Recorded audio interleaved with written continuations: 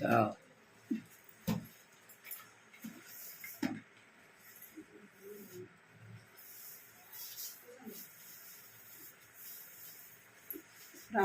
కృపా ప్రేమ గల తండ్రి, జీవం దేవ, ఈ బంగారు పదాలు వందనాలు స్తోత్రాలు చెల్లించుకుంటూ వస్తున్నాం దేవ. ఉదయకాల సమయంలో ప్రభు నీ సన్నిధిలో చేరి పాటల ద్వారా మన నామాన్ని స్తుతించి కనపరచడానికి ప్రభు మీరు ఇచ్చిన సమయాన్ని బట్టి మీకు ఎంతో వందనాలు స్తోత్రాలు చెల్లించుకుంటూ వస్తున్నాం తండ్రి. దేవాయి సమయాన్ని జ్ఞాపకం చేసుకుంటూ రండి ప్రభు. పాటలతో మిమ్మల్ని స్తుతించి ఆరాధించినట్లుగా మీరు కృప చూపుతూ వచ్చినందుకే మీకు వందనాలు చెల్లించుకుంటూ వస్తున్నాం. నీ యొక్క లేఖనాల ద్వారా మీరు మాట్లాడుతురమ్మని ప్రార్థిస్తున్నాం ప్రభా. సహాయించండి. నీ యొక్క మెల్లని స్వరం వినడానికి నన్ను కృప చూపించమని ఈ సన్నిధిలో ప్రార్థిస్తున్నాను తండ్రి. కృప చూపించండి. రావాల్సిన నిబిడలైన వారిని తీసుకుని రమ్మని ప్రార్థిస్తున్నాను తండ్రి. ఇంకా నిర్లక్ష్యంగా ప్రభా నా తండ్రి దేవా అంటే మీ సన్నిధిలోకి రాకుండా ప్రభా ఇంకా నిర్లక్ష్యంగా ఎవరైతే ఉన్నారో ప్రభా వారినితో మీరు మాట్లాడుతురమ్మని ప్రార్థిస్తున్నాను. నిర్లక్ష్యం తీసివేయండి ప్రభా. భయం దయచండి, భక్తి దయచండి ప్రభా. కృప చూపించండి. ఈ సమయాన్ని ప్రభా నీ చేతులకు అప్పగించుకుంటూ ప్రభా నీ యొక్క లేఖనాల ద్వారా మాట్లాడుతురమ్మని ప్రార్థిస్తున్నాం. మీ వాక్యాన్ని విని దాని ప్రకారముగా ప్రభా మా జీవితాలు ఉండగలటుకు ప్రభా మీరు సహాయించండి. కొద్ది సమయం ప్రార్థించడానికి కూడా ప్రార్థన భారం దయచండి. ప్రార్థన ఆత్మతో నింపండి ప్రభా. నా తండ్రి ఎలాగ ప్రార్థించాలన్నా, ఎవరి కొరకు ప్రార్థించాలన్నా ప్రభా నా తండ్రి దేవ ఆత్మ దేవుడుగా ఉంటూ మీరు నడిపిస్తురమ్మని ఈ సన్నిధిలో ప్రార్థిస్తున్నాను తండ్రి. సహాయించి కూర్చున్న మేము కూడా మా యొక్క దృష్టి ప్రభా మిమ్మల్ని చూడాలని, మీ మాటలు వినాలని ఆశతో ప్రభు మేము ఉన్నట్టుకు సహాయించి కృప చూపించమని ఈ సమయాన్ని మీ చేతులకు అప్పగిస్తూ యేసుక్రీస్తు నామములో స్తుతించి ప్రార్థించి అడిగి వేడుకుంటున్నాను తండ్రి. ఆమేన్.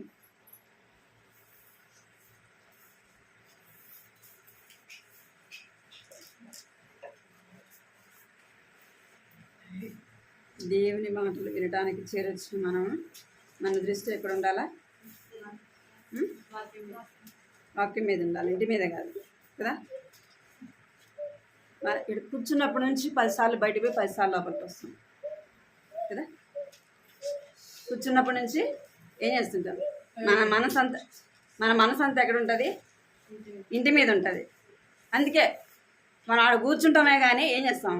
ఎన్నిసార్లు పోతాం, ఎన్నిసార్లు వస్తాం? అది పద్ధతేనా?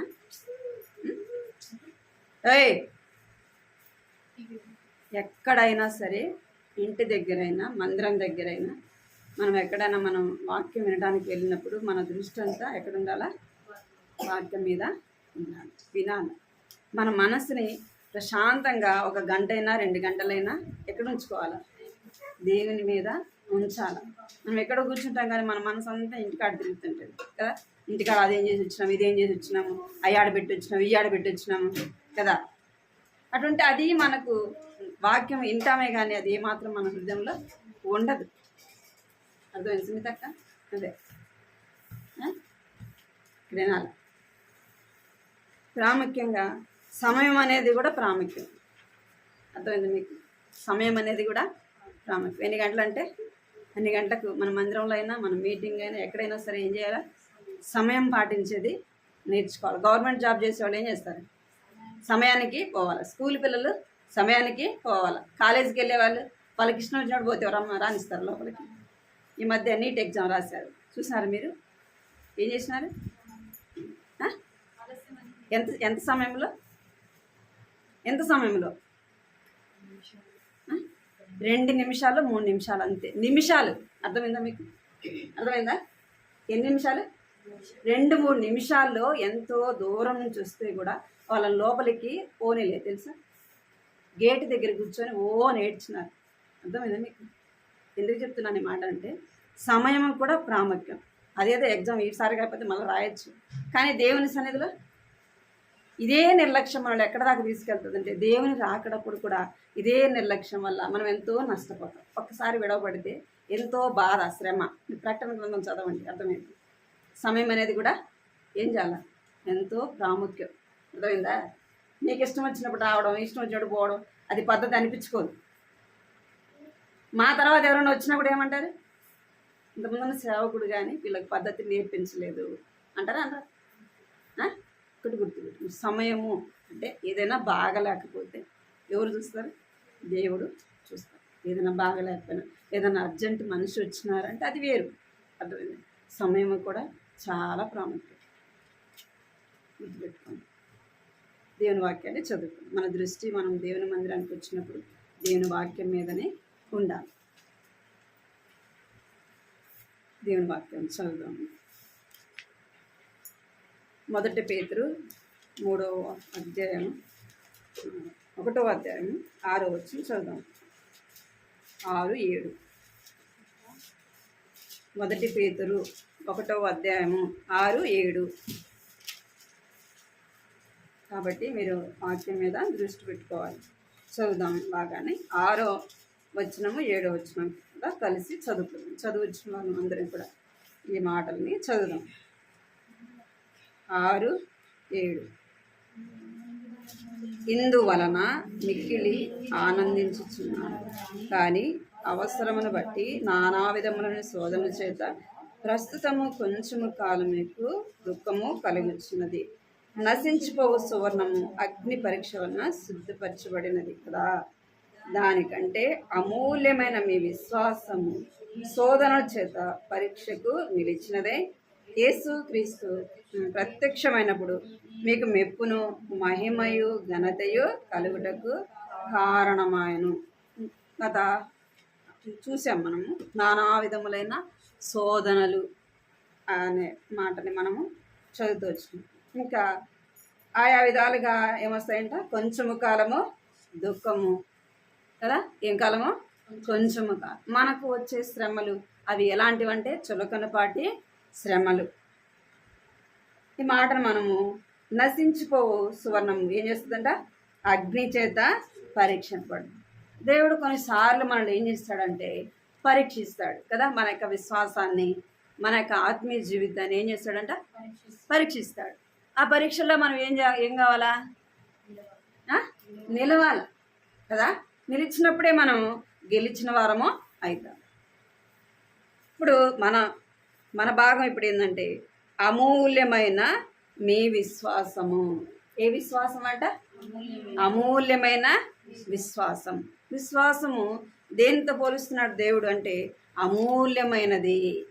మన విశ్వాసం ఎలాగుండాలంట, అమూల్యమైనదిగా ఉండాల. అమూల్యమైన యొక్క విశ్వాసం ఏం చేస్తుందంటే అనేకమైన పరిస్థితులలో మనల్ని ఏం చేస్తుంది, నిలబడటానికి మనల్ని అర్హులుగా చేస్తుంది. మన యొక్క అమూల్యమైన విశ్వాసం ఏం చేస్తుందంటే పరిస్థితులు, విశ్వాసము అనేది ఎప్పుడు ఉంటుంది, అన్నీ ఉన్నప్పుడు కదా.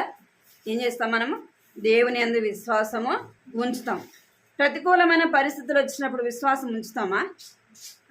ఏదైనా శ్రమ వచ్చింది, కష్టం వచ్చింది, ఇరుకొచ్చి ఇబ్బంది వచ్చింది, విశ్వాసం ఉంచుతామా? అప్పుడు ఏం చేస్తామంటే మనం కృంగిపోయేవారముగా ఉంటాం. మనలో ఏమొస్తుందంటే అవిశ్వాసం అనేది వస్తుంది. మన యొక్క విశ్వాసము అవిశ్వాసము ఉండకూడదు. అవిశ్వాసం ఉంటే దేవుని కార్యములు మనము చూడలేము. ఇంకా అవిశ్వాసం ఉంటే దేవుని మనం ఏం చేయలేం, వెంబడించలేం. అవిశ్వాసం మనలో ఉంటే ఏం చూడలేమంటే మనము మన యొక్క పరుగు పందెములో చివరి వరకు కూడా మనం ఏం చేయలేం, పరిగెత్తలేం. అందుకే ఏ విశ్వాసం ఉండాలంట, అమూల్యమైన విశ్వాసం మనము కలిగి ఉండాలా. ఎవరు కలిగి ఉంటూ వచ్చినారు బైబిల్ గ్రంథంలో అంటే కొంతమంది స్త్రీలైన వారు ఏం చేస్తూ వచ్చినారు, ఎటువంటి విశ్వాసం కలిగి ఉంటూ వచ్చినారంటే అమూల్యమైన విశ్వాసము కలిగి ఉంటూ వచ్చినారు. ఎలా అంటే అప్పుడు అన్నీ బాగున్నప్పుడా, అన్నీ బాగుంటే ఏమంటాం, దేవుడు అంటాం కదా. ఏదైనా శ్రమ వచ్చి బాధ వచ్చిందంటే దేవుడు అనేవాడు ఎక్కడున్నాడు అంటాం కదా. దేవుడు అనేవాడు ఎక్కడున్నాడు అంటే అంతకుముందు చేసినవన్నీ ఏం చేస్తాం, మర్చిపోతాం, విడిచిపెడతాం కదా. విడిచిపెట్టడం ద్వారా మనలోకి ఏమొస్తుందంటే అవిశ్వాసము వస్తుంది. అన్నీ ఉన్నప్పుడు విశ్వాసం ఉంచడం కాదు, ఏమీ లేనప్పుడే విశ్వాసం ఉంచాలి. అదే విశ్వాసం. విశ్వాసం అంటే ఏంది, లేని దాన్ని నమ్మడమే విశ్వాసం. అర్థమైందా? విశ్వాసం అంటే లేదు, అక్కడ మనం ఏదైనా అడిగినాము, అక్కడికి మనం వెళ్ళాలా, అక్కడ ఏమి లేకపోయినా అక్కడ ఉంది అని నమ్మడమే విశ్వాసం. అందుకే అబ్రహాము ఎప్పుడు విశ్వాసం ఉంచుతున్నాడంటే తనకు పిల్లలు లేనప్పుడు ఏం చేస్తున్నాడు, దేవుడు నాకు ఇస్తాడు అనే యొక్క విశ్వాసము తనలో ఉంటూ వచ్చింది. ఎప్పటి వరకు ఉంటూ వచ్చిందంటే చివరి వరకు కూడా తన యొక్క అమూల్యమైన విశ్వాసాన్ని ఏం చేస్తూ వచ్చినాడు, కాపాడుకుంటూ వచ్చినాడు. మనం కూడా కొంతమంది స్త్రీలైన వారు ఏం చేస్తూ వచ్చినారంటే వారి యొక్క విశ్వాసాన్ని అమూల్యమైనదిగా ఎంచుకుంటూ వచ్చినారు. ఆ విశ్వాసాన్ని వారు కాపాడుకుంటూ వచ్చినారు. రూతు గ్రంథం చూడండి, 1వ అధ్యాయం 15వ వచనం. రూతు గ్రంథము 1:15, 15వ అధ్యాయం 15వ వచనం, 1వ అధ్యాయం 15వ వచనం చదవాలి. 14 నుంచి చదవండి. ఆమె ఇదిగో ఈ తోడికోడలు 14 వచ్చిన నుంచి వారు ఎలుగెత్తి ఏడవగా ఓర్పా తన అత్తను ముద్దు పెట్టుకొనెను. రూతు ఆమెకు హత్తుకొనెను. ఉండగా ఆమె ఇదిగో నీ తోడికోడలు తన జనముల యొద్దకు తన దేవుని యొద్దకును తిరిగిపోయినది. నీవు నీ తోడికోడలు వెంబడి వెళ్ళుమనెను. అందుకు రూతు నా వెంబడి రావద్దనెను. నన్ను విడిచి పెట్టుమనియు నన్ను బ్రతిమాలుకొనవద్దనియు నీవు వెళ్ళు చోటికి నేను వచ్చేదను. నీవు నివసించిన చోటునే నేను నివసించేదను. నీ జనమే నా జనము, నీ దేవుడే నా దేవుడు. నీకు మృతి పొందిన చోటునే నేను మృతి పొందేదను. అక్కడనే పాతి పెట్టబడేదను. చాలు. ఇక్కడ రూతు ఏం చెప్తుందంటే ఎవరితో చెప్తుంది? నయోమితో చెప్తుంది. నయోమి చెప్తుంది, నువ్వు నన్ను విడిచి నువ్వు నీ యొక్క తల్లిదండ్రుల యొద్దకు, నీ అన్నదమ్ముల యొద్దకు, నీ యొక్క సొంత ఇంటికి నువ్వు వెళ్ళిపోమని చెప్తా ఉంది. రూతు ఏం చేయాలా? ప్రతికూలమైన పరిస్థితి తన అత్తతో పాటు వెళితే తనకేమైనా మేలు ఉంటుందా? తనకేమైనా క్షేమం ఉంటుందా అంటే తనకి ఏమాత్రము కూడా తన ద్వారా ఎటువంటి ప్రయోజనము ఉండదు. ఏది లోకరీతిగా మనము చూస్తే. ఎందుకు అంటే నయోమి వృద్ధాప్యములో ఉంది. భర్త చనిపోయినాడు, 2 కుమారులు కూడా చనిపోయినారు. ఆమె కూడా వృద్ధాప్యములో ఉంది. తన ద్వారా తనకి ఏం ప్రయోజనము? ఏం ప్రయోజనము? ఇప్పుడు నయోమి ఏ వయసులో ఉందంటే యవన వయసులో ఉంది. ఇప్పుడు తన అత్తతో పాటు వెళితే తనకు ఏ ప్రయోజనం ఉండదు. కానీ తనకి ఏం కలుగుతుంది? నష్టము కదా. ఇంకా రెండవది అవమానము, అవునా కదా. ఇప్పుడు యవన కాలంలో భర్త చనిపోతే ఉన్న యవనస్త్రాలు ఏమంటారు? ఎంత పద్ధతిగా ఉన్నా కానీ ఏమంటారు? ఎన్నో మాటలు కదా. తప్పు చేయకపోయినా ఏమంటారు? ఎన్నో విధాలుగా మాట్లాడతారు. అయినను ఈ నయోమి ఈ యొక్క రూతు ఏం చేస్తూ వచ్చిందంటే ఒక్కసారి దేవుని యందు ఏం చేస్తూ వచ్చింది? విశ్వాసము ఉంచుతూ వచ్చింది. దేవుని యందు నమ్మకం ఉంచుతూ వచ్చింది. ఆ దేవుని ఎప్పుడైతే తను కలిగి ఉంటూ వచ్చిందో ఆ దేవుని విడిచిపెట్టడానికి తనకేమి లేదు, మనసు లేదు. కష్టం వచ్చినా, నష్టం వచ్చినా, అవమానం వచ్చినా, ఎన్ని పరిస్థితులు ఎదురైనా సరే ఎవరు కావాలా? ఆ దేవుడే నాకు కావాలా. నువ్వు ఎక్కడ ఉంటే నేను అక్కడ ఉంటా. నువ్వు ఏ పరిస్థితిలో ఉంటే నేను కూడా అదే పరిస్థితిలో ఉంటా. నువ్వు తింటే నేను తింటా కదా. నువ్వు ఉన్న చోటే నేను ఉంటా. నీ దేవుడే నా దేవుడు, నీ జనమే నా జనం. నువ్వు ఎక్కడ చచ్చిపోతావో నేను కూడా అక్కడే. అంత అవసరం ఏమొచ్చింది? ఇంటికి వెళ్ళొచ్చు కదా. ఇంటికి వెళ్తే తల్లిదండ్రులు ఉన్నారు, అన్నదమ్ములు ఉన్నారు, అందరు ఉండొచ్చు కదా. తను సంతోషంగా ఉండొచ్చు కదా. కానీ ఒక్కసారి ఏం విడిచిపెట్టింది? లోకాన్ని విడిచిపెట్టింది కదా. ఇంటిని విడిచిపెట్టింది, లోకాన్ని విడిచిపెట్టింది. ఇప్పుడు ఎవరెందు విశ్వాసం ఉంచింది? జీవము కలిగిన దేవుని యందు విశ్వాసం ఉంచింది. జీవము కలిగిన దేవుని యందు విశ్వాసం ఉంచినాక జరిగే పరిస్థితులు ఎలాంటివైనా సరే ఏం చేయకూడదు? వెనక్కి చూడు. ఒక్కసారి విడిచిపెట్టిన దాన్ని వైపు మళ్ళీ మనం ఏం చేయకూడదు? చూడకూడదు. ముందున్న దాన్నే చూడాలి కానీ వెనకున్న దాన్ని చూడకూడదు. నయోమి దేని చూసింది? వెనకున్న వాటిని చూడలే. జరగబోయేది ముందున్న దాన్నే చూస్తుంది. ఆ దేవుని యందు నీవు నేను విశ్వాసం ఉంచినాము. మన విశ్వాసం ఎలాంటిది కావాలా? అమూల్యమైనదిగా కావాలా. ఇప్పుడు రూతు విశ్వాసం ఎలా ఉంటుంది అంటే అమూల్యమైన విశ్వాసము. ఏమైనా కానీ నాకే ఎవరు కావాలా? ఆ దేవుడే కావాలా. ఆ దేవుడు నిన్ను చచ్చిపోయేంత వరకు మరణము తప్ప నిన్ను నన్ను ఏం చేయకూడదు. ఏది కూడా ఒకవేళ ఎడబాస్తే దేవుడు నాకు ఎంతైనా కీడు చేయను అంటే అలాంటి విశ్వాసము నీవు నేను కలిగి ఉండాలి. రూతు లాంటి విశ్వాసం. నేను దేవుని నమ్మినా, నేను దేవుని మందిరానికి పోతున్నా కదా అని నీవు నేను చెప్పుకోవాల్సిందే. కానీ మనలో ఏముండాలా? సరైన విశ్వాసము ఒక్కసారి లోకాన్ని విడిచిపెట్టి వచ్చినప్పుడు వెనక్కి తిరిగి చూడకూడదు. అదే అమూల్యమైన విశ్వాసం. దేవుణ్ణి నమ్మినాక ఎన్నో పరిస్థితులు వస్తాయి. అప్పటిదాకా మనతో స్నేహంగా ఉన్న వాళ్ళు ఏమవుతారు? విరోధంగా తయారవుతారు. అప్పటిదాకా ప్రేమించిన వారు ఇప్పుడు ఏం చేస్తారు? ద్వేషిస్తారు. అర్థమైందా? అప్పుడు నిలబడినప్పుడే దేవుని కొరకు అవమానమైన, నిందలైన, బాధలు, ఎలాంటి పరిస్థితులైనా నిలబడినప్పుడే ఏమొస్తుందంట? మెప్పు కదా, మహిమ, ఘనత అనేది వస్తుంది. రూతు నిలబడింది కాబట్టి తన యొక్క జీవితం ఎలా చేయబడింది అంటే ఘనతకు మార్చబడుతూ వచ్చింది. తన ద్వారానే ఎవరు వంశావళి వచ్చింది? యేసుక్రీస్తు యొక్క వంశావళి వచ్చింది. ఎవరి ద్వారా? రూతు ద్వారా. మోయాబీలు దేవుని మందిరంలోకి రావటానికి కానీ వారిలో ఏం లేదు, ఎటువంటి యోగ్యత, అర్హత లేదు. అలాంటి మోయాబీరాల పేరు ఎక్కడ రాయబడుతూ వచ్చింది అంటే కొత్త నిబంధనలో ఆమె పేరు రాయబడింది. ఎంతోమంది ఉంటారు కదా, వాళ్ళ పేర్లు రాయబడినాయా? రాయబడి ఎవరి పేరు రాయబడింది అంటే రూతు పేరు రాయబడింది. అంటే తన విశ్వాసం ఎంత గొప్పదో మనం ఒకసారి జ్ఞాపకం చేయాలి. మన విశ్వాసం ఎలా ఉండాలా? అమూల్యమైన విశ్వాసము కలిగి ఉండాలా. ఏదో మనం విశ్వాసం ఉంచినామని కాదు. మన విశ్వాసం ఎలా ఉండాలా? అమూల్యమైనదిగా ఉండాలా. ఎవరిని వెంబడిస్తూ వచ్చింది రూత్ అంటే? ఆ నయోమిని వెంబడిస్తూ వచ్చింది. నయోమిలో ఎటువంటి విశ్వాసం ఉందో రూతులో కూడా అంతకంటే బలమైన విశ్వాసం కదా. ఏమైనా కానీ నేను నీతో పాటే వస్తా అనే ఒక విశ్వాసం తను కలిగి ఉంటూ వచ్చింది. నీవు నేను కూడా అలాంటి విశ్వాసం కలిగి ఉండాలి. న్యాయాధిపతులు 9వ అధ్యాయం 4వ చదవండి. న్యాయాధిపతులు 9:4.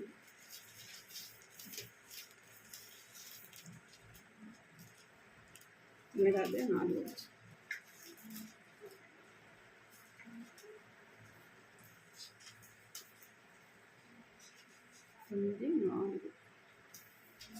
తీసుకున్నాను 9వ అధ్యాయము 4వ. అప్పుడు వారు బయలుదేరి గుడిలో నుండి 70 తులముల వెండిని తెచ్చి అతనికి ఇయ్యగా వాటితో అబీమెలెకు అల్లరి జనులను కూలికి పెట్టుకొని అతను వశపరుచుకొనిరి. మనం ఎలాంటి వారిని వెంబడించకూడదంట? అల్లరి జనమును నువ్వేం చేయకూడదు? విశ్వాసము లేని వారిని మనం ఏం చేయకూడదు? వెంబడించకూడదు. మనం అలాంటి వారితో మనము వెంబడించిన వారమైతే మనకు విశ్వాసం కూడా ఏమైపోతుంది? ఉన్న విశ్వాసం కూడా చల్లారిపోతుంది. అందుకే రూతు ఎవరిని వెంబడిస్తూ వచ్చింది? తన అక్కతో పాటు వెళ్ళిందా? ఓరపతో పాటు పోయిందా? అంటే తన తల్లిదండ్రుల వద్దకు, తన ఇంటి దగ్గరకు తను వెళుతూ వచ్చిందంటే ఒక్కసారి విడిచిపెట్టిన దాన్ని ఆమె ఏం చేయలేదు, తిరిగి వెళ్ళటానికి ఇష్టపడలేదు. తన యొక్క విశ్వాసాన్ని తను ఏం చేస్తూ వచ్చిందంటే కాపాడుకుంటూ వచ్చింది. అట్లాంటప్పుడే మనకు విశ్వాసం ఏమవుతుందంటే అమూల్యమైనదిగా చేయబడుతుంది. యోహాను సువార్త 1వ అధ్యాయం 34-35. యోహాను సువార్త 1వ అధ్యాయం 34-35.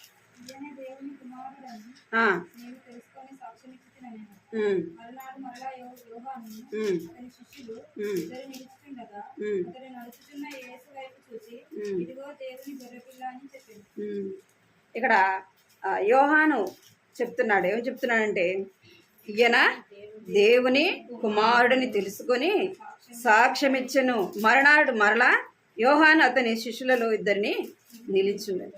ఏం చేస్తూ వచ్చినాడు యోహాన్ అంటే? యేసు ప్రభుని ఏం చేస్తూ వచ్చినాడంట? వెంబడిస్తూ వచ్చినాడు. ఆయన గురించి ఏం చేస్తూ వచ్చినాడు? సాక్ష్యమిస్తూ వచ్చినాడు. కనుక మన యొక్క విశ్వాసం ఎలా ఉండాలంటే అమూల్యమైనదిగా ఉండాలా. మనం ఎవరిని వెంబడించాలా అంటే దేవుని బిడ్డలైన వారిని మనము వెంబడించాలా. అప్పుడే మనము విశ్వాసాన్ని మనం కాపాడుకునే వారముగా ఉంటాం.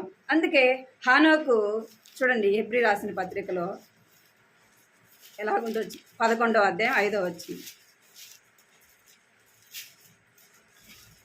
హెబ్రీ పత్రిక 11వ అధ్యాయం 5వ వచనం.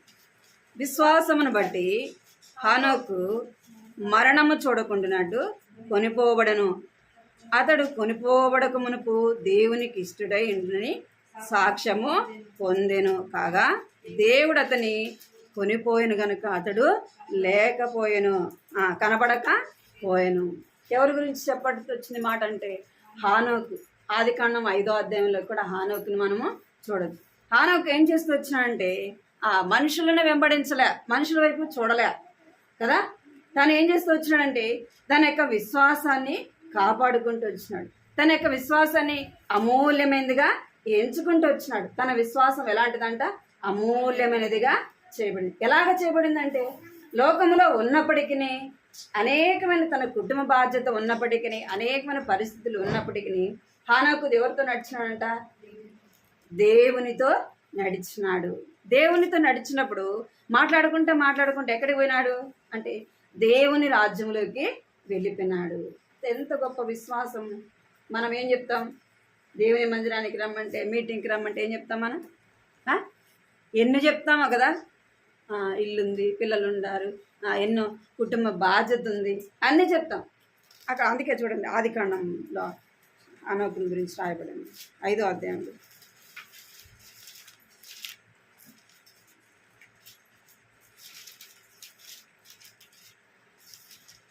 ఇరవై 22 నుంచి చదవండి హానోకుని.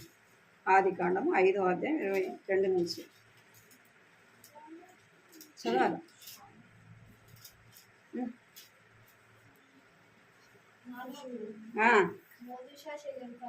హానోకు మెతూషెలను కనిన తర్వాత 300 ఏళ్ళు దేవునితో నడుచుచు కుమారులను కుమార్తెలను కనెను. హానోకు దినములన్నీ 367. హానోకు దేవునితో నడిచిన తరువాత దేవుడు అతన్ని తీసుకొని పోయిన గనుక లేకపోయాను. ఇక్కడ ఏం చేస్తూ వచ్చినాడంట? హానోకు 300 ఏళ్ళు కంటే కూడా ఎక్కువనే బ్రతుకుతూ వచ్చినాడు. అయితే హానోకు ఒక్కడే ఉన్నాడా? మనం ఏమంటాం? మేము ఒక్కడమైతే ఆడికైనా రావచ్చు. పిల్లలు పట్టుకొని ఆడేస్తాం కదా, కుటుంబాన్ని పెట్టుకొని ఆడేస్తాం అని చెప్తాం. ఇప్పుడు ఇక్కడ హానోకు ఏం చేస్తూ వచ్చినాడంట? కుమారులను కుమార్తెలను కంటూ, అంటే తనకు బాధ్యత ఉంది, కుటుంబం బాధ్యత ఉంది, లోకంలో బాధ్యత ఉంది. తన పని చేసుకుంటూ తన బాధ్యతను నెరవేరుస్తూ కూడా ఎట్లా నడిచినాడంట? విశ్వాసముతో దేవునితో కూడా నడిచినాడు. ఆ విశ్వాసమును బట్టి, ఆ యొక్క విశ్వాసంతో కూడిన ఆ యొక్క నడకను బట్టి ఎక్కడికి పోయినాడంట? దేవుని రాజ్యంలోకి వెళ్ళిపోయినాడు. ఎట్లా వెళ్ళిపోయినాడు? ఇప్పుడు మనం పోవాలంటే దేవుని రాజ్యంలోకి ఎట్ట పోవాలా? చనిపోయిన తర్వాతనే పోతాం. ఇప్పుడు మరి హానోకు ఎట్టపోయినాడు? చనిపోకుండానే పోయినాడు. బైబిల్ గ్రంథంలో చనిపోకుండా దేవుని రాజ్యానికి వెళ్ళిన వారు ఎవరు? హానోకు, ఏలియా. అర్థమైందా? అంటే హానోకు యొక్క విశ్వాసం ఎంత గొప్పదో చూడండి. కుటుంబ బాధ్యత ఉన్న మనకు కూడా అన్ని బాధ్యతలు ఉండవు, లేవా? కుటుంబ బాధ్యత లేదా? దేవుని నమ్ముకున్నంత మాత్రాన్ని కుటుంబ బాధ్యత వదిలిపెట్టమని ఎవరు చెప్పరు. భర్తను చూడొద్దు, పిల్లల్ని చూడొద్దు, కుటుంబాన్ని వదిలిపెట్టని ఎవరు చెప్పరు. కుటుంబ బాధ్యతను నెరవేరుస్తూ ఏం చేయాలా? విశ్వాసముతో దేవునితో కూడా నడవాల. ఆ విశ్వాసం ఏం కావాలా? అమూల్యమైనదిగా కావాలి. రూతు విశ్వాసం ఏమైంది అంటే అమూల్యమైనదిగా చేయబడింది. హానోకు యొక్క విశ్వాసం ఏం చేయబడింది?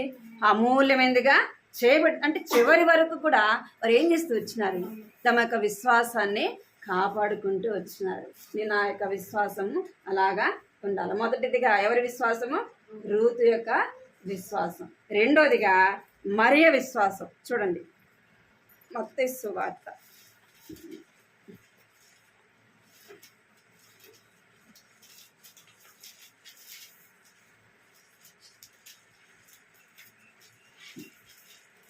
2వ సువార్త చూడండి.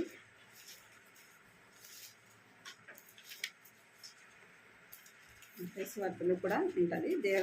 దేవదూత వచ్చి చెప్తుంది కదా మరియకి, నువ్వు కుమారుని కంటావని చెప్తుంది. చదవండి అన్నమాట తీసుకున్నాను.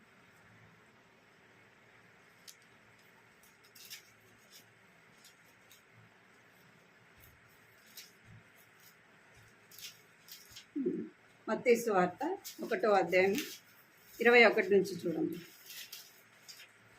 మత్తయి సువార్త 1:21. ఆమె యొక్క కుమారుని కనును తన ప్రజలను వారి పాపముల నుండి ఆయనే రక్షించును గనుక ఆయనకు యేసు అని పేరు పెట్టబడెను.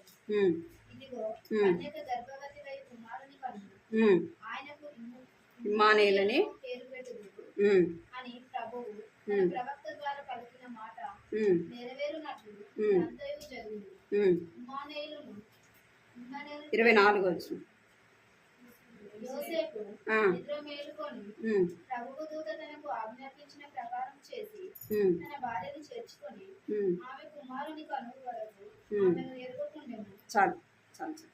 ఇక్కడ మరియా కదా, మరియతో ఎవరు చెప్తున్నారు, ఎవరు కనపడినారు మరియ కంటే? దేవదూత కనపడింది.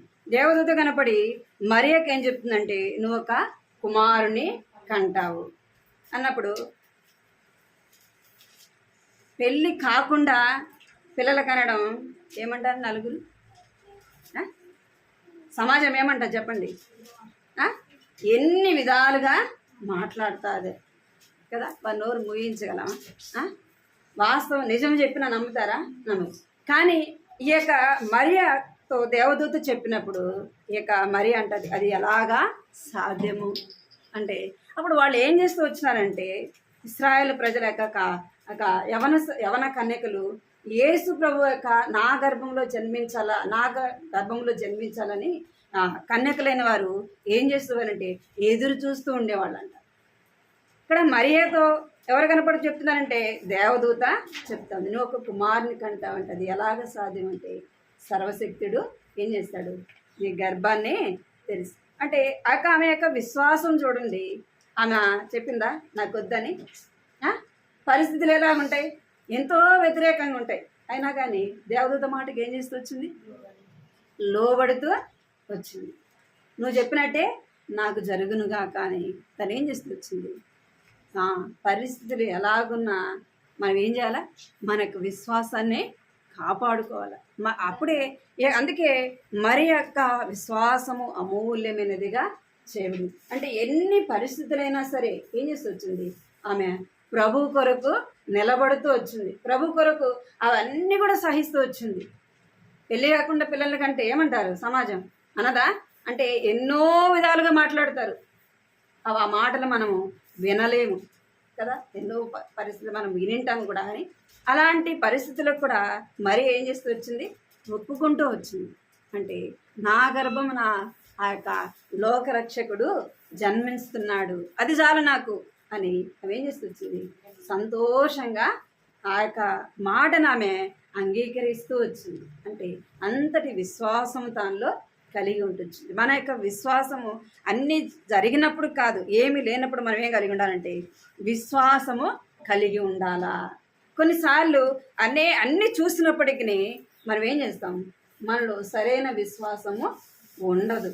అన్ని కార్యాలు చూసినప్పటికీ ఏముండదు, మనలో విశ్వాసం అనేది ఉండదు. అందుకే చూడండి, లూకాసు వార్త 2వ అధ్యాయం, లూకాసు వార్త 1:28 చదవండి. 1వ అధ్యాయం 28వ వచనం. ఆ దూత లోపలికి వచ్చి ఆమెను చూచి దయాప్రాప్తురాలారా, నీకు శుభము, ప్రభువు నీకు తోడై ఉన్నాడని చెప్పాను. ఆమె ఆ మాటకు బహుగా తొందరపడి ఈ శుభవచనం ఏమిటో అని ఆలోచించుకుంటుండగా 1:18 జకర్యా, ఇది నాకెలాగో తెలియదు, నేను ముసలివాడను, నా భార్య బహుకాలం గడిచినదని ఆ దూతతో చెప్పగా, దూత, నేను దేవుని సముఖమందు నిలుచు గబ్రియేలును, నీతో మాట్లాడుటకును ఈ సువార్తవనము నీకు తెలుపుటకును పంపబడుతుంది. మరియు నా మాటలు వాటి కాలమందు నెరవేరును. నీవు వాటిని నమ్మలేదు కనుక ఈ సంగతులు జరుగు దినముల వరకు నీవు మాట్లాడక మౌనివై ఉండు అని అతనితో చెప్పింది. చాలు. ఇక్కడ జకర్యా ఎలిజబెత్ని గురించి 6వ వచనం రాయబడింది. వీరిద్దరూ ప్రభు యొక్క సకలమైన ఆజ్ఞల చొప్పున న్యాయ విధుల చొప్పున నిరపరాధులుగా నడుచుకొనుచు దేవుని దృష్టికి నీతిమంతులై ఉండిరి. ఎలిజబెత్ గుడ్రాలైనందున వారికి పిల్లలు లేకపోయిరి, మరియు వీరిద్దరు బహుకాలము గడిచిన వృద్ధులు. ఇక్కడ ఎవరు అంటే జకరియా, ఎలిజబెత్. జకరియా యాజకుడు తన యొక్క వంతు ప్రకారము ఏం చేయడానికి వెళ్ళినాడంట? ధూపం వేయడానికి వెళ్ళినాడు. ధూపం వేయడానికి వెళ్ళినప్పుడు ధూపం వేస్తుండగానే ఎవరు కనపడినారు?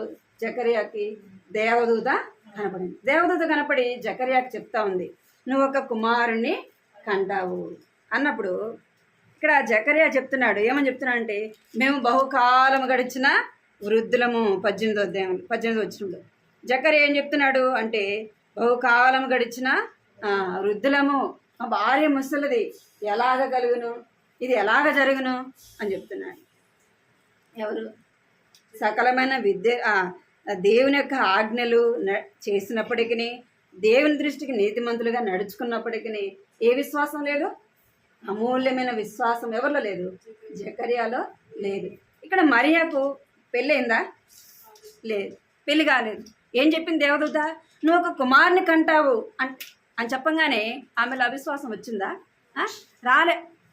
ఏం చేస్తూ వచ్చిందంటే దేవుని మాట నమ్ముతూ వచ్చింది. దేవుడు ఏమైనా చేయగలడు. ఎవరిలో విశ్వాసం? ఇది మరియలో యొక్క విశ్వాసం. ఇక్కడ జకర్యాకు తెలీదా దేవుడు ఏమైనా చేయగలడని? తెలుసు, కానీ తనలో ఏముంది అంటే అవిశ్వాసం. మేము ముసలోళ్ళం కదా, ఈ వయసులో మేము పిల్లలు కలగలమా? ఈ వయసులో మాకు పిల్లలు పుడతారా? ఎవరంటున్నారు? జకరియా చెప్పినప్పుడు ఆ దేవదూత చెప్తుంది. ఏమని చెప్తుందంటే 19వ వచనంలో, నీతో మాట్లాడుచు ఈ శుభవర్తమానము నీకు తెలుపుటకు పంపబడి తిని, మరియు నా మాటలు వాటి కాలమందు నెరవేరును. నీవు వాటిని నమ్మలేదు గనుక ఈ సంగతులు జరుగు దినం వరకు నీవు మాట్లాడక మౌనివై ఉండదు. నువ్వు ఏం చేయలే? దేవుని మాట నమ్మలేదు. దేవుని మాట మీద నీకేం లేదు? విశ్వాసము లేదు. విశ్వాసము లేదు కనుక నువ్వేం చేయబడతావు? ఇవి అన్నీ కూడా జరిగేంత వరకు నువ్వు మౌనివై ఉంటావు, నువ్వేం మాట్లాడక ఉంటావు. అంటే మనం కూడా అనేక సార్లు దేవుని కార్యం, దేవుడు ఏమైనా చేయలేదని తెలిసినప్పటికీ మన అవిశ్వాసం వల్ల ఏం చేస్తుంది? ఇది ఏం జరుగుతుందిలే కదా, ఇది జరిగేదేనా, ఇది అయ్యేదేనా అని ఏముంటుంది మనలో? అవిశ్వాసం. ఎలాంటి విశ్వాసం ఉండాలి మనలో? అమూల్యమైన విశ్వాసం. వయసుతో పనిలే కదా. దేవుడు కార్యం చేయాలనుకుంటే అది ఏ వయసులైనా కావచ్చు, దేవుడు ఏం చేయగలడు? ఏమైనా చేయగలడు. ఏ కార్యమైనా ఆయన చేయగలడు. మనలో మనం ఏం చేయాలా అంటే విశ్వాసం మాత్రమే ఉంచాలా. మన పని ఏంది? విశ్వాసము ఉంచడము. అబ్రహాముకు ఏ వయసులో పుట్టాడంటే కుమారుడు? 99 సంవత్సరాలు. చారా కూడా నవ్వింది కదా, ఈ వయసులో నేను బిడ్డను కనగలనా అని. అబ్రహాంలో ఏముంది? దేవుడు ఇస్తాడు, దేవునికి మాత్రమే సాధ్యము.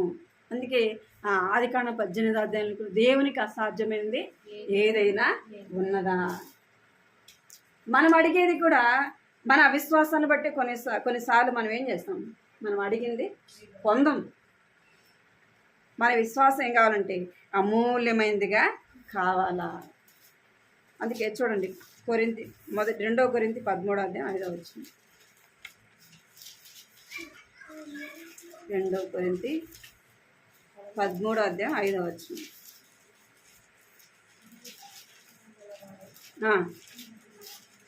చదువుకా?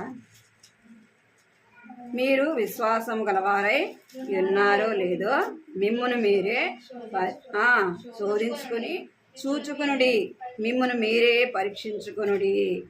మీరు భ్రష్టులు కానిడలా యేసుక్రీస్తు మీలో ఉన్నాడని మిమ్మల్ని గూర్చి మీరు ఎరుగుదురు. ఏం చేయాలంట? మనము విశ్వాసము గలవారై ఉన్నారో లేదో ఏం చేయాలంట? మనమే పరీక్షించుకోవాలి. మళ్ళీ నాలో ఉన్న విశ్వాసం సరైందా? నేను దేవుని కార్యాలు నమ్ముతున్నానా? దేవుని కార్యముల మీద నాకు విశ్వాసం ఉందా? నా యొక్క విశ్వాసం సరైందా? మూడు శ్రేష్టమైనవి ఏంటివి? విశ్వాసము, నిరీక్షణ, ప్రేమ. ఈ శ్రేష్టమైనది విశ్వాసము. ఆ విశ్వాసం బైబిల్లో ఏం రాయబడింది? అమూల్యమైన మీ విశ్వాసము. మన విశ్వాసం ఏం కావాలా? అమూల్యమైనదిగా కావాలి. అమూల్యమైనదిగా కావాలంటే అన్ని పరిస్థితులలో కూడా అదే విశ్వాసం మనలో ఏం కాకూడదు, తగ్గిపోకూడదు. ఆ విశ్వాసాన్ని మనం ఎప్పటి వరకు కాపాడుకోవాలంటే చివరి వరకు కూడా మన విశ్వాసాన్ని మనము కాపాడుకోవాలి. మరియకు ఏమీ లేదు, ఏం చేస్తూ వచ్చింది? నమ్ముతూ వచ్చింది, దేవుని యందు విశ్వాసం ఉంచుతూ వచ్చింది. ఏది ఏమైనా కానీ నా కడుపులో ఎవరు పుట్టాలా? లోకరక్షకుడు జన్మించాలా అనే యొక్క విశ్వాసంతో ఆమె ఎదురు చూసింది. ఆ యొక్క విశ్వాసాన్ని బట్టి ఆమె ఏం చేస్తూ వచ్చింది? యేసు ప్రభువుని తన యొక్క గర్భంలో జన్మిస్తూ వచ్చినాడు. ఆమె యొక్క విశ్వాసాన్ని బట్టి, ఆమె యొక్క పవిత్రమైన జీవితాన్ని బట్టి మన విశ్వాసం ఏం కావాలా? అమూల్యమైన విశ్వాసముగా ఉండాలి. రెండోది ఎవరి విశ్వాసము? మరియ విశ్వాసము. మరియ విశ్వాసము నీవు నేను కలిగి ఉండాలా. అదే చూస్తే 2 కొరింథీ 11:28 చూడండి. 11:28. సంఘములన్నిటి మీద వచ్చిన చింతయు కలదు, ఈ భారము దినదినమును నాకు కలుగుచున్నది. తర్వాత చదువు. ఇక్కడ ఏం కలుగుతూ వచ్చిందంట? ఆ యొక్క అమూల్యమైన విశ్వాసం మరియలో చూస్తూ వచ్చి. మూడోదిగా ఎవరి విశ్వాసం అంటే మగ్దలేని మరియ. ఏ మరియా? మరియమ్మ అంటే యేసు ప్రభుదని. మగ్దలేని మరియమ్మ అంటే ఇంకొక మరియ. చూడండి లూకాసు వార్తలు 8వ అధ్యాయంలో ఆమె గురించి రాదు. 8వ అధ్యాయం 2వ వచనం. లూకాసు వార్త 2వ అధ్యాయం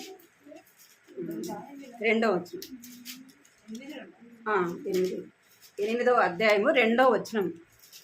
12 మంది శిష్యులను, అపవిత్రాత్మలను, వ్యాధులను పోగొట్టబడిన కొందరు స్త్రీలను, అనగా 7 దయ్యములు వదిలిపోయిన మగ్దలేనే అనబడిన మరియయు.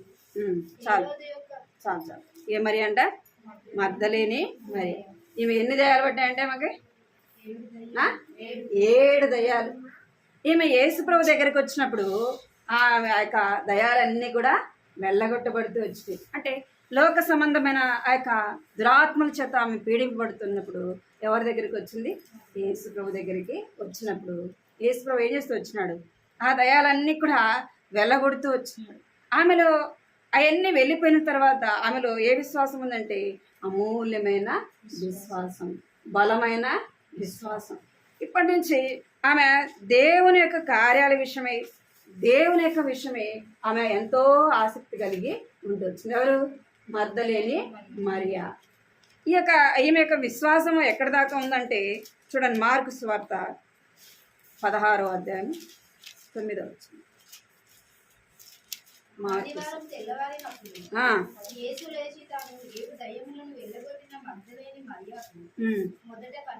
చాలు. ఎక్కడికి వెళ్తూ వచ్చిందంట మగ్దలేని మరియా? అంటే యేసు ప్రభు ఉన్న దినాలు ఆమె దయ్యాలు వెళ్ళగొట్టబడిన తర్వాత ఎవరిని వెంబడిస్తూ వచ్చింది? యేసు ప్రభుని వెంబడిస్తూ వచ్చింది. ఆయన చేసే కార్యములు ఆమె చూస్తూ వచ్చింది. యేసు ప్రభు చెప్తూ వచ్చినాడు, నన్ను సిలువ వేస్తారు, నేను 3వ దినాన లేస్తాను. ఆ మాటలు తన హృదయంలో ఆమె భద్రపరుచుకుంటూ వచ్చింది. ఆ మాటలు తన హృదయంలో ఉంచుకొని అదే విశ్వాసంతో ఆమె దేవుని కొరకు జీవిస్తూ వచ్చింది. యేసు ప్రభుని సిలువ వేసినారు. అయితే 3వ దినాన ఆయన లేస్తాడని చెప్పినాడు కదా. 3వ దినాన ఏ దినం వచ్చింది? ఆదివారం. ఏం చేస్తూ వచ్చిందంట? ఆదివారమున తెల్లవారినప్పుడు మగ్దలేని మరి ఎక్కడికి వెళ్తూ వచ్చింది? సమాధి దగ్గరికి వెళుతూ వచ్చింది. స్త్రీ లేని వారు సమాధి దగ్గరికి వెళ్తారా? ఇప్పుడు వెళ్తున్నారు కానీ అప్పుడు వెళ్ళేవాళ్ళ? నేను చిన్నపిల్లలు అప్పుడు సమాధుల దగ్గరికి ఎవరు వెళ్ళేవాళ్ళు కాదు, స్త్రీలు వెళ్ళేవాళ్ళు కాదు. ఎంతసేపు అయినా ఇంటి దగ్గరే చూసేవాళ్ళు, సమాధి దగ్గర దాకా వెళ్ళేవాళ్ళు కాదు. ఇంకా అప్పుడు ఎట్లుండాలా? అయితే ఈ మగ్దలేని మరియా ఎక్కడికి వెళ్ళిందంట? ఇంకా తెల్లవారకు మునిపే ఎక్కడికి వెళ్ళిందంటే యేసు ప్రభు చెప్పినాడు కదా ఆయన లేస్తానని చెప్పి, ఆయన లేచినాడేమో అని చెప్పేసి ఏం చేస్తూ వచ్చింది ఆమె? అక్కడికి వెళుతూ వచ్చింది. ఎంత విశ్వాసం కదా, దేవుని గురించి ఎంత ఆసక్తి మగ్దలేని మరియలు. ఆయన్ని చూడాలా, ఆయన లేస్తానని చెప్పినాడు కదా, నేను చూడాలని ఎంత ఆసక్తి మనలో ఏముండాలా? ఆయన దేహాన్ని ఆయన చూడాలని ఆమె ఎలాగైతే ఆసక్తి, ఆయన చూడాలని ఎంతైతే విశ్వాసం ఉంచిందో, నీవు నేను కూడా ఏం కలిగి ఉండాలి? యేసు ప్రభుని చూడడానికి ఆమెలో ఆసక్తి, విశ్వాసం ఉంది. మనము ఎవరిని చూడాలని ఆసక్తి? దేవుని మందిరం. ఇప్పుడు మనం యేసు ప్రభు ఉన్నాడు మనం చూడడానికి. ఎక్కడ చూడాలి మనం? యేసు ప్రభుని దేవుని మందిరంలో చూడాలి. మరి మనమేమి ఉండాలా? ఇంకా తెల్లవారకు మునిపేంటి పెందలాడే దేవుని సన్నిధిలో మనం ఏం చేయాలా? కనబడాలా, యేసు ప్రభు నేను చూడాలా, ఆయన సన్నిధి నేను చూడాలా అనే ఆశ నీలో నాలో ఉండాలా. ఆయనైతే చూడాలని ఎలాగైతే ఆసక్తి కలిగి ఉంటూ వచ్చిందో, అందరికంటే ముందు వచ్చిందంట. ఎక్కడికి? సమాధి దగ్గరికి ఆయన చూడాలి. మొదట ఎవరికి కనపడినాడు? యేసు ప్రభు మగ్దలేని మరియకు కనబడినాడు. ఇంకా చూడండి ఆమె గురించి చెప్పట్టు వచ్చింది. యోహాను సువార్త 20:15. యోహాను సువార్త 20:15. అమ్మా ఎందుకు ఏడ్చుచున్నావు, ఎవరిని వెతుకుచున్నావు అని ఆమెను అడుగగా, ఆమె ఆయనతో తోటమాలి అనుకుంది, అయ్యా నీవు ఆయనను మోసుకొని పోయిన ఎడల ఆయనను ఎక్కడ ఉంచుతావో నాతో చెప్పుము, నేను ఆయనను ఎత్తుకొని పోదునని చెప్పింది. చాలు. ఎవరు చెప్తున్నారు? మగ్దలేని మరియా చెప్తుంది. ఆయన తోటమాల అనుకొని యేసు అప్పటికే లేచినాడు. ఆయన తోటమాల అనుకొని ఇక్కడ ఆయన్ని యేసు ప్రభుని సమాధి చేశాం కదా, ఆయన నువ్వు ఎత్తుకొని పోయినావు, ఇక్కడ లేడు. ఆయన సమాధిలోకి వచ్చి చూసింది, అక్కడ ఆయన కనపడలే. ఆయన చూడంగానే ఆయన తోటమాల అనుకొని నువ్వు ఆయన్ని ఎక్కడ తీసుకెళ్ళి పెట్టినావో నాకు చెప్పు, నేను ఎత్తుకొని పోతాను. ఎత్తుకోపోగలను? 5-6 సంవత్సరాల పిల్లల్ని మనం ఎత్తుకోవాలంటే మన వల్ల కాదు. మరి యేసు ప్రభుని ఎత్తుకోవడానికి ఆమె వల్ల అవుతుందా? కాదు. కానీ ఆమెలో ఉన్న ఆసక్తి, ఆమెలో ఉన్న విశ్వాసము, అర్థమైందా మీకు? ఆమెలో ఉన్న ఆసక్తి, ఆమెలో ఉన్న విశ్వాసం. ఆయన ఎత్తుకొని పోలేదు కానీ, అంటే ఆమెకి అంత ఆసక్తి ఉంది. ఆయన చూడాలా, ఆయన లేస్తానని చెప్పినాడు కదా, ఆయన ఎక్కడ పెట్టినారో చూడండి. ఎంత విశ్వాసం, ఆమె యొక్క విశ్వాసం ఎంత గొప్పది, ఎంత అమూల్యమైన విశ్వాసం మగ్దలేని మరియది కదా. అటువంటి విశ్వాసం మనం కలిగిన, అంటే ఆయన గూర్చి ఆమెకి చింత కదా. ఆయన ఎత్తుకొని పోయినారు కదా, ఆయన లేస్తాడు, ఆయన చూడాలా అనే ఆసక్తి. అందుకే మనకు ఎవరి మీద ఆసక్తి ఉండాలా అంటే దేవుని ఇంటి మీద ఆసక్తి ఉండాలా, దేవుని మందిరం పట్ల ఆసక్తి కలిగి, దేవుని యొక్క కార్యాల విషయంలో మనం ఏం కలిగి ఉండాలా? ఆసక్తి కలిగి. మనం చేయలేకపోవచ్చు కానీ మనలో ఏముండాలా? ఆసక్తి ఉండాలి. ఈమె ఎత్తుకొని పోగలదా యేసు ప్రభుని? కానీ ఆమెలో ఉన్న ఆసక్తి ఏమంటుంది? నేను ఎత్తుకొని పోతా, ఎక్కడ పెట్టినావు చెప్పాయి అంటుంది. ఇంత గొప్ప విశ్వాసం, అలాంటి విశ్వాసము కలిగి ఉండాలా. అందుకే అపోస్తుడైన పౌలు కూడా అంటాడు, మనలో ఏముండాలంటే అమూల్యమైన విశ్వాసము, ఆయన గూర్చి ఆమె ఆసక్తి కలిగి ఉంటూ వచ్చింది. మనం కూడా ఏదైనా అడిగినప్పుడు ఎలాగ చేయాలా? ఆసక్తితో చేయాలి, విశ్వాసంతో ప్రార్థన చేయాలి. మన యొక్క విశ్వాసం ఏముండాలా? అమూల్యమైనదిగా ఉండాలి. మన ప్రార్థనకి కూర్చున్నప్పుడు మనం చేసే ప్రార్థన దేవుడు నాకు ఇస్తాడు అనే యొక్క విశ్వాసం వల్ల ఉండాలి. మనం అనేకసార్లు ప్రార్థన చేస్తాం, అనేకసార్లు అడుగుతాం, కానీ చిన్నపిల్లలకున్న విశ్వాసం కూడా మనకు ఉండదు కదా. ఎవరికున్న విశ్వాసము? చిన్నపిల్లలకున్న విశ్వాసం కూడా మనకు ఉండదు. అందుకే మనము అనేకసార్లు అడుగుతాం, కానీ వాటిని మనము పొందుకోలేము. అందుకే మనం ప్రార్థన చేసేటప్పుడు మనతో పాటు ఎవరు రావాలా? మన పిల్లలు కూడా రావాలి. పిల్లలు ప్రార్థన చేస్తే ఎవరు వింటారు? దేవుడు వింటాడు. వాళ్ళు ఏంటంటే మా తల్లిదండ్రులు మనల్ని ఏం చేస్తారు? వాళ్ళకి కావాల్సింది అడిగినప్పుడు ఏం చేస్తారు? అడిగింది వాళ్ళు ఏదైతే అడుగుతారో ఇచ్చింది అక్కడ పోతారా? వారికి ఏమి నమ్మకం? మమ్మీ ఇస్తుంది, మా డాడీ నేను కొంతసేపు ఏడ్చిన అంటే ఏం చేస్తారు? ఇస్తారు. ఇస్తామేమో వాళ్ళ దెబ్బలు తట్టుకోలేక, వాళ్ళని భరించలేక వాళ్ళు అడిగింది ఇస్తాం. మన దగ్గర లేకపోయినా సరే, ఎవరినో పక్కన వాళ్ళని అడిగైనా సరే వాళ్ళు అడిగింది ఏం చేస్తాం? కొని ఇస్తాం. అంటే వాళ్ళ నమ్మకం, మా మమ్మీ ఖచ్చితంగా ఇస్తుంది, మా డాడీ ఇస్తాడు. మనలో కూడా ఏముండాలా? అది విశ్వాసము ఉండాలి. అందుకే ఇక్కడ అపోస్తుల కార్యంలో ప్రార్థన చేయడానికి వెళ్ళినప్పుడు ఒక చిన్నది వెళ్తూ వచ్చింది చూడండి. అపోస్తుల కార్యం 12వ అధ్యాయం 5వ వచ్చింది. 12 చెరసాలలో ఉంచబడను. సంఘమైతే అతని కొరకు అత్యాసక్తితో దేవునికి ప్రార్థన చేయుచుండెను. ఏ రోజు అతనిని వెలుపలికి తీసుకొని రావాలని ఉండగా 12వ వచ్చింది. దాదాపు అదే కాలమందు రాజైన 12వ వచ్చిన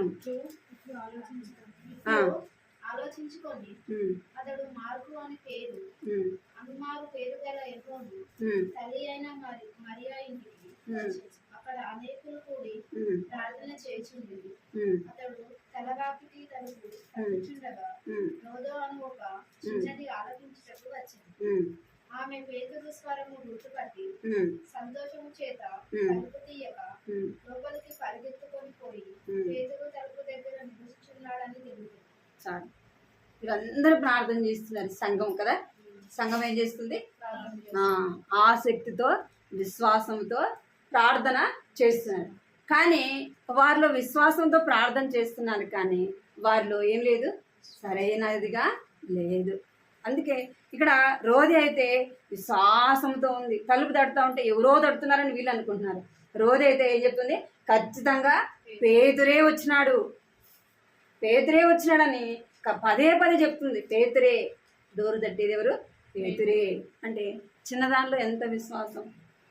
సంఘము విశ్వాసంతో మనం ప్రార్థన చేస్తున్నప్పుడు దేవుడు ఏం చేస్తాడు? మనం అడిగింది ఇస్తాడు. విశ్వాసంతో ప్రార్థన చేస్తే దేవుడు ఏం చేస్తాడంట? మనం అడిగేది ఏదైనా సరే ఇస్తాడు. మర్దలేని మరియ లాంటి విశ్వాసం మనలో కలిగింది. మొదట ఎవరి విశ్వాసము? రూతు లాంటి విశ్వాసము కలిగింది. ఒక్కసారి మన లోకాన్ని విడిచిపెట్టి జీవం కలిగిన దేవుని వెంబడించడానికి విశ్వాసం ఉంచుతూ వచ్చిన ఆ విశ్వాసాన్ని ఏం చేయాలా? చివరి వరకు కూడా ఆ యొక్క విశ్వాసాన్ని మనం కాపాడుకోవాలి. అర్థమైందా? రెండోది మరియ విశ్వాసము. ఎప్పుడు విశ్వాసం ఉంచింది మరియా? ప్రతికూలమైన పరిస్థితులలో ఆమె ఏం చేస్తూ వచ్చింది? విశ్వాసం ఉంచింది. ఆమె కన్యక కుమారుని ఎలా కనగలదు? అయినా దూత చెప్పింది కదా, ఏం చేస్తూ వచ్చింది? దూత మాట నమ్ముతూ వచ్చింది. దేవుడు ఏమైనా చేయగలడు. తర్వాత పరిస్థితులు ఎలాగైనా ఉన్నాయి, నా ద్వారా ఏం కావాలా? దేవునికి మహిమ రావాలి. దేవుని చేతిలో నేను ఒక పాత్రగా వాడబడాలా అనేక విశ్వాసము ఎవరిది? రూతుది, మరియది. మూడోది ఎవరి విశ్వాసము? మర్దలేని మరియా. ఎప్పుడు అంటే ఎప్పుడైతే ఆమె లోకము నుంచి అనేకమైన పరిస్థితులు చేత పీడింపబడుచున్న ఆ యొక్క మర్దలేని మరియా ఏం చేస్తూ వచ్చింది? విడిపింపబడినాక ఎవరిని వెంబడిస్తూ వచ్చింది? యేసు ప్రభుని ఎప్పటి వరకు? ఆయన సిలువ వేయబడేంత వరకు వెంబడిస్తూ వచ్చింది. సిలువ వేయబడినాడు, అయినా ఆమెలో ఉన్న విశ్వాసం ఏం కాలే? ఎంత మాత్రం కూడా చెలించలే. ఎంత మాత్రం కూడా ఆమెలో ఏం లేదు, అవిశ్వాసము లేదు. అందరైతే బాధపడుతున్నారు, దుఃఖపడుతున్నారు యేసు ప్రభు శిష్యులైన వారు. కానీ ఆమె ఏం చేసి వచ్చిందంట? పెందలాడు ఎక్కడికి వెళ్ళింది? ఆయన సమాధి దగ్గరికి వెళ్ళింది. ఎవరు కనపడినంట? మొదట మర్దలేని మరియ కనపడితే ఆమె ఏం చేసింది? వెళ్ళి ఆ యొక్క యేసు ప్రభు శిష్యులకి చెప్తూ వచ్చింది. అలాంటి విశ్వాసం నీవు నేను కలిగి అనేకమైన గొప్ప కార్యాలు మన జీవితంలో జరిగించినాడు. వాటిని చూసి కూడా మనం ఏం చేస్తాం? కొన్నిసార్లు అవిశ్వాసంతో ఉంటాం. కానీ ఒక్కసారి ఏదైనా దేవుడిని జీవితంలో జరిగించినప్పుడు అది జరిగించిన దేవుడు మరలా నువ్వు అడిగేది చేయడా? చేస్తా. మనలో ఏముండదు. అప్పుడు ఏదో జరిగిపోయింది, ఇప్పుడు జరుగుతుందని ఏముంది? అవిశ్వాసంతో. అవిశ్వాసం ద్వారా దేవుని కార్యాలు మనం చూస్తామా? చూడండి. ఏ విశ్వాసం కలిగి ఉండాలి మనము? అమూల్యమైన విశ్వాసం. చివరిగా 1 పేతురు అదే భాగాన్ని చదువు. 1 పేతురు 1వ అధ్యాయం 7వ వచనం మాటను చదివి ప్రార్థన. 7వ వచనం.